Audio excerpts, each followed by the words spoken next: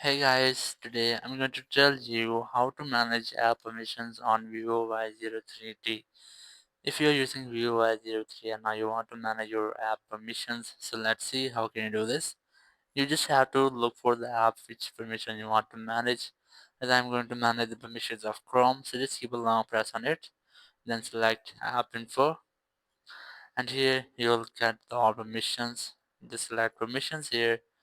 But if you want to get the settings here, you just have to open your phone settings.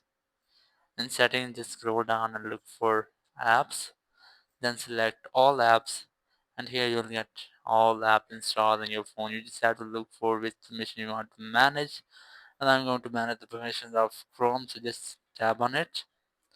Then select permissions, and here you just have to select the permission which you want to manage. And I'm going to select microphone. Just tap on it.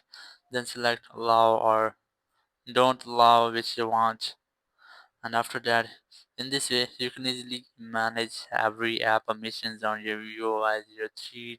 Thank you very much for watching the video. Until next video, bye bye.